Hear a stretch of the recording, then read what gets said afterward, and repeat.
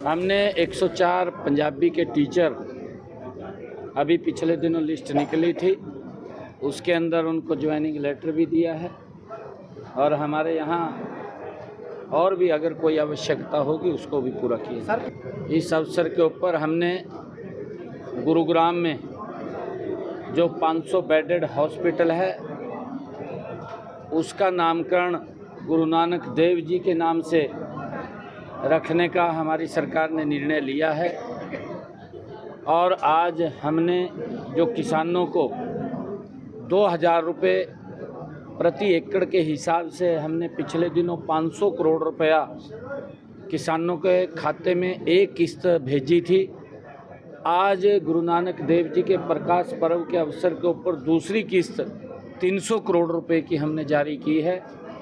जल्दी ही वो उन तक पहुंच जाएगी और 10-15 दिन में जो शेष बचे हैं वो पैसा भी तीसरी किस्त हम जारी करके उन तक किसानों तक पहुंचाने का काम करेंगे। 1380 करोड़ रुपया हमने बोनस के रूप में किसानों को, पिछले दिनों किसान का खर्चा कम हो, उसकी पैदावार बढ़े, उसकी इनकम बढ़े, उसको लेकर के हमने जारी किया है। और फतेहाबाद में प्रदूषण का स्तर खतरनाक होता चला जा रहा है। एयर क्वालिटी इंडेक्स 500 के पार हो गया है।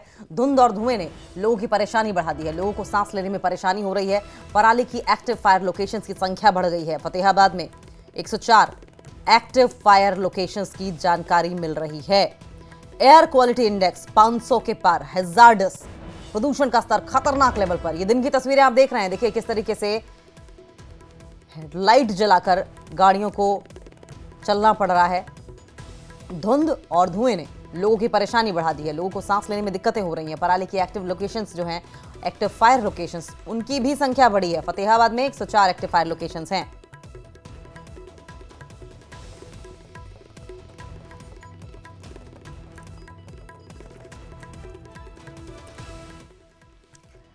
और करनाल का हाल भी बेहद बेहाल दिखाई दे रहा है। करनाल में भी धुंध और धुएं ने लोगों की परेशानी बढ़ा दी है। विजिबिलिटी कम हो गई है, गाड़ियों की रफ्तार धीमी हो गई है।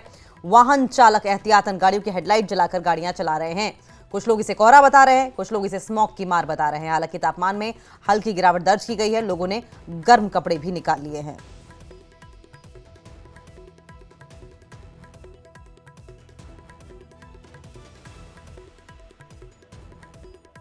आज पहला ही दिन है ठंड का। बहुत ज़्यादा ठंड बढ़ गई है और बहुत घना कोहरा है। 5 बजे तो बिल्कुल बहुत ज़्यादा फॉग थी, धुंध थी, कुछ भी दिखाई नहीं दे रहा था। बस डिपर चलाए हुए हैं, धीरे धीरे गाड़ी रेंग रेंग के चल रहा है ट्रैफिक। यही है, बहुत ज़्यादा ठंड बढ़ गई एकदम से। कैसे ध्यान रखा जा रहा है जी? स्वास्थ्य का कैसे ध्यान रखा जा रहा है? स्वास्थ्य का तो धीरे धीरे, अब इतने 7 महीने 8 महीने गर्मी पड़ी, अब धीरे धीरे थोड़ा दिक्कत तो आएगी स्टार्टिंग में, उसके बाद सब ठीक हो जाएगा। देखो अब सर्दी स्टार्ट हो चुकी है और धुंध भी बढ़ रही है। ठंड तो होनी है और अच्छी बात है, ठंड शुरू हो जाए तो गर्मी ख़त्म हो जाएगी। गाड़ियों में चलाने में दिक्कत आ रही है, गाड़ी चलाने में भी। हिंदुस्तान में स्वास्थ्य वैसे ही बहुत अच्छा है। हिंदुस्तान में कोई पोल्यूशन है यहाँ तो स्वास्थ्य का ठीक रहना है। तो कपड़े वगैरह गर्म कपड़े डालने शुरू कर दिए? हाँ, शुरू कर दिए। ठंड ने दस्तक दे दी है और कोहरा भी पड़ना शुरू हो गया है। हरियाणा के अंदर आज तापमान में गिरावट देखने को मिल रही है और करनाल की बात करें तो करनाल में भी कोहरा नज़र आ रहा है। इस वक्त हम करनाल में नेशनल हाईवे पर खड़े हैं और आप देख सकते हैं धुंध नेशनल हाईवे समेत शहर के बीचों बीच भी नज़र आ रही है। तमाम जो गाड़ियां दिल्ली से चंडीगढ़ की तरफ जा रही हैं उन्होंने अपनी गाड़ियों के डीपर हेडलाइट इंडिकेटर जलाए हुए हैं ताकि जो विजिबिलिटी कम हुई है उस पर वो आराम से वाहन चला सकें और दूर का उन्हें नज़र आ सके, क्योंकि जब विजिबिलिटी कम हो जाती है तो आप देख पाते हैं कि ट्रैफिक एक तो स्लो हो जाता है और साथ ही साथ दूर का आना भी कम नज़र आने लगता है। और फिलहाल करनाल की हम तस्वीरें दिखा रहे हैं। लोगों ने गर्म कपड़े डालने शुरू कर दिए हैं और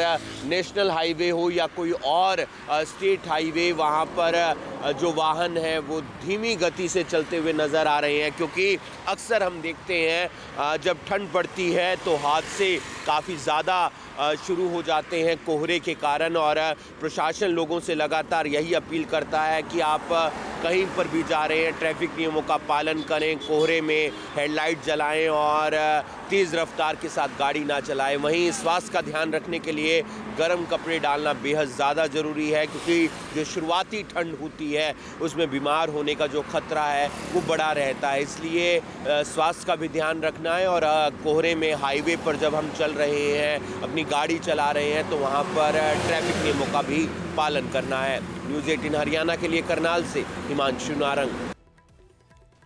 और करनाल में सुबह सवेरे ताजा हालातों की जानकारी हमारे सहयोगी हिमांशु नारंग आपको दे रहे थे। अंबाला का हाल भी कुछ ठीक